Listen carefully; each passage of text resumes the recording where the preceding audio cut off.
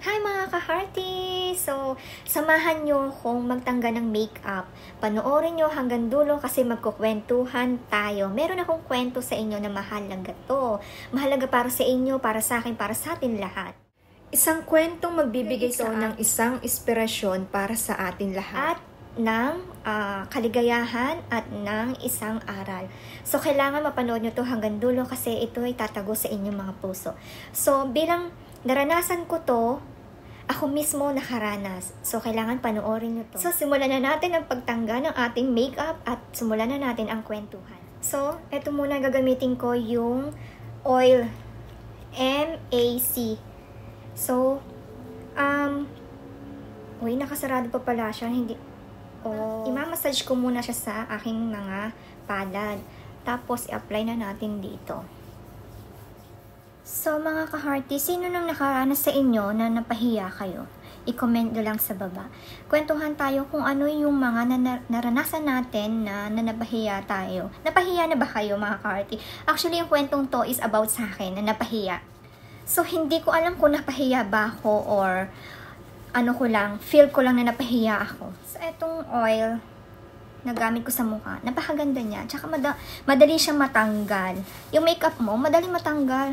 Tapos, dumidikit siya talaga sa tissue.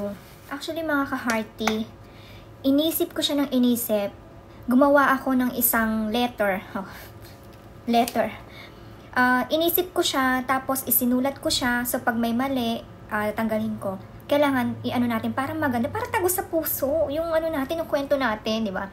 Tago sa puso para ma-feel nyo yung kung anong feeling ng naka-move on, kung ano yung feeling ng maging masaya kapag napahiya. So, yun ang babasahin ko sa inyo mamaya. Sandlit lang. Anuhin ko to. Kasi habang nagsasalita ako, mabulol ako kasi natanggal nga ako ng makeup.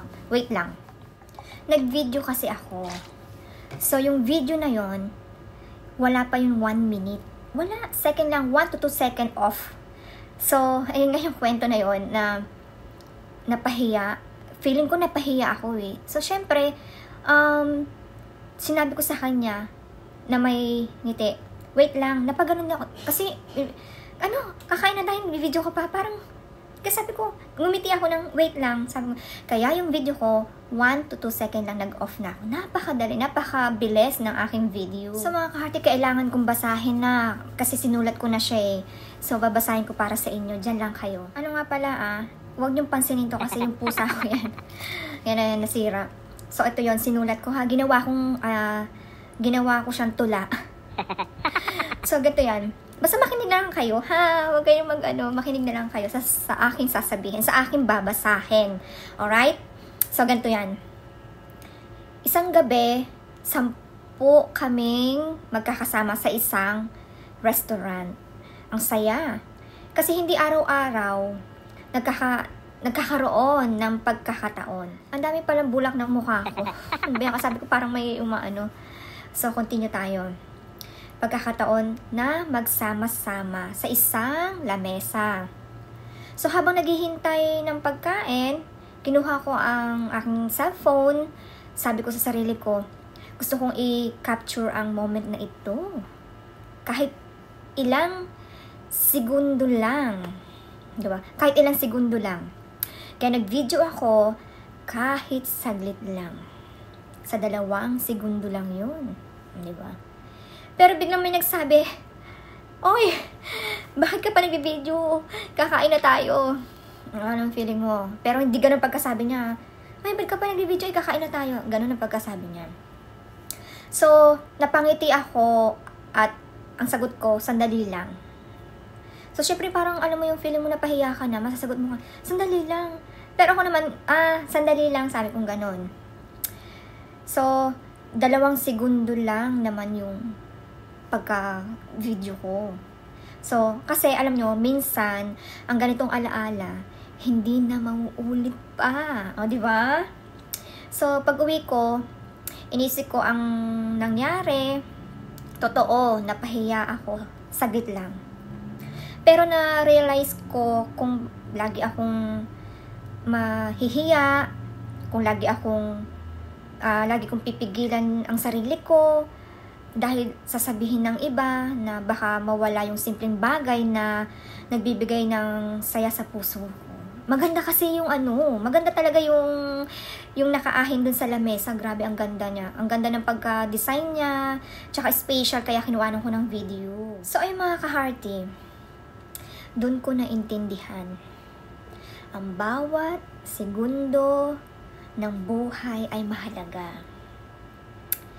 At kung iyon ang magbibigay ng alaala sa akin o sa inyo, bakit ko hahayaan na mawala? O diba? Kaya natutunan ko, minsan hindi mo kailangan patagalin ang bigat sa dibdib. Kailangan mong mag-move on. Kailangan ko mag-move on. Kailangan nating mag-move on kapag nangyayari na may mga ganitong pangyayari na pahiya ka o whatsoever na nangyari sa'yo, kailangan mag-move on. Dahil kung hindi, dadalhin mo ang lungkot habang buhay, di ba? Maya-maya, naiisip mo siya na, napahiya ako. Di ba? May stress ka lang, may galit ka pa, nagagalit ka pa. So, kailangan move on. At paano ka magiging masaya kung lagi kang nakakulong sa hiya at iniisip ang opinion ng iba? O diba? Huwag mong hayaan na mawala yung pagkakataon na yun na gusto mong picturean o gusto mong kuhanan ng video kahit saglit lang. At least, diba, nakuhanan mo, masaya ka, diba? Kasi nakuhanan mo yung video o yung picture na gusto mo, kasi napaka-special yun. Kaya, naiisip natin na videohan or picturean kasi kailangan natin, diba? Yun ang kinakasaya natin. So, ngayon, kapag ka naiisip ko yun, hindi ko tinitingnan bilang kahihiyan. O, diba? Tama, diba? Tinitignan ko yung bilang paalaala. Bilang alaala. O. Huwag kang matakot. Ipakita kung ano ang magpapasaya sa'yo o sa atin o sa akin. Dahil minsan ang alaala na kinukuhanan mo ngayon ay siya rin magpapangiti sa'yo bukas. O, diba? Diba? Ganun. So, kanina parang ayoko pa mag-move on kasi sabi ko, bakit gano'n? Ang dami-dami natin tao. Ang dami-dami natin sa lamesa. Tapos bigla moong parang pasigaw. Kasi nga, hindi ko alam kung gano'n siya. Parang gano'n. Sabi ko, ngumiti ako ng wait lang. Sabi ko, parang ayong kumain. Sabi ko, parang ayong kumain kasi napahiya ako. Pero buti na lang nakakaintindi yung mga nasa paligid. Ayun ang mas maganda, di ba?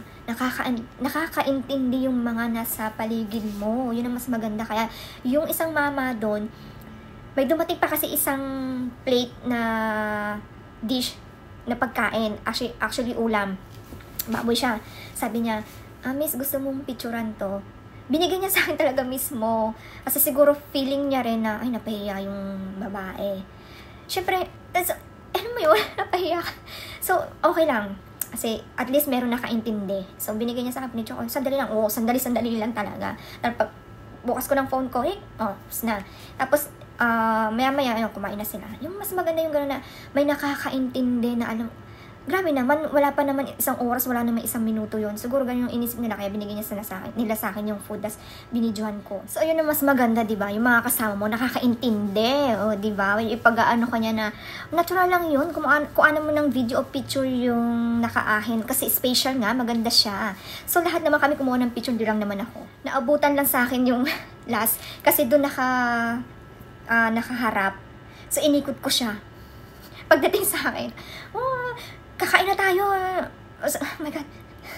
Naabutan ako ng pag-ikot. Kasi, sana hindi ko na kinuhanan. Pero syempre, kailangan talaga natin mag-move. Di ba? Masaya ako, di ba? Naka-move on tayo. Wala tayong problema. So, ganun lang dapat. Pero wag lang sana tayo natatawa ako na, ewan ko. Kasi, yung mga kasama ko doon sa table, okay, mga professional, di ba? Mali ko kung nagugutom na ba sila o hindi. So, ako lang naman yung, parang, sa kanila, yung tuldok. Parang tuldok na ako sa kanila kasi nga may mga kaharap ko, yung mga nakakasama ko sa table, may mga, alam mo yon, may mga kaya sa buhay, may mga pera, di ba? Ganun.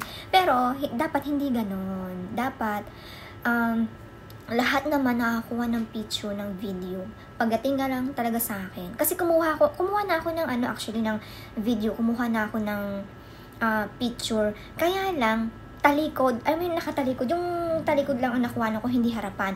So, ginawa ko, inikot ko siya, papunta sa akin. Ang ganda, yung pagharap sa akin. Wow, ang ganda ng harap. Kuha ko ng video. Kaya na tayo. Sabi ko, pero maganda yung, yung maganda yung harap talaga. So, yun lang. At, buti na lang meron nakakaintindi, di ba? O, may nakakaintindi na isang, kahit hindi sila isa nakaintindi talaga sila. So, ganun pa man, huwag tayong titingin sa isang tao. Huwag kang titingin na mababa ang tingin mo sa isang tao. Kasi, lahat tayo sa paningin ng Diyos, lahat tayo pantay-pantay. Walang mababa, walang mahirap, at walang may pera ka, may sasakyan ka, o whatsoever. Hindi yan tinitingnan ng Diyos. Tinitingnan ng Diyos kung ano yung kalooban mo. O di ba naiiyak ako kasi, bakit katitingin sa taong mababa ang tingin sa'yo? Let's go! Baka maiyak ako ng tuluyan. So, nagpahid ako ng luha. Kasi, kasi nakabubo na nga tayo. Ang inaano ko lang dun is, pantay-pantay yung tingin sa atin ng Diyos. Walang mababa, walang mataas, walang mahirap, walang mayaman. Nakatingin ang Diyos sa ating puso. Hindi sa kung anong meron ka. Dapat iyan ang naiintindihan ng Diyos. Sabagay, hindi ko alam kung kinikilala ba nila si Jesus? Yung ba yung Diyos nila? So, anyway, hindi ko alam kung, kasi, pagka naniniwala siya sa Diyos, hindi naman siya gaganyan, di ba? Kung may Diyos sa puso niya, hindi siya gaganyan. Siyempre, respeto na lang. Kasi yung iba, nga, kilala mo si Diyos. Pero, sama naman ang ugali mo, parang mapamataas ka. Yung, alam ba yun, ang taas ng tingin mo sa sarili mo. Ay, mga ka-hearty, sana meron kayo natutunan at sana na-touch yung inyong puso. At sana maging kumbaba tayo sa mga tao. Sana tularan niyo yung video ko, yung aking hindi, yung aking mensahe, ang aking message sa inyo, sa atin. Kasi alam nyo na hindi naman tayo magtatagal dito sa mundo. Saglit lang tayo, kaya kailangan maging humble. Lagi ko nga sinasabi sa sarili ko, sa mga post ko rin na be humble. Lagi yan, meron dyan caption na be humble. So, ako naman, okay, be humble kasi, tsaka marunong tayo dapat magpatawad. Diba? Yun ang laging sinasabi ng Diyos sa atin na magpatawad ka at patatawarin ka rin ng Diyos. So, sana kung hingi ka ng tawad, yung sincere, at ihingi mo din ng tawad yung mga taong nagkasala sa'yo. Mga ka-hearty, pahingi lang po ako ng like, comment, at pakishare nyo na rin. Huwag kayong makakalimot na mag-subscribe sa akin kasi every month nga tayo may palaro. So, galingan nyo lang at dapat, lagi-lagi kayong nagko-comment, lagi-lagi kayong nanonood sa aking video.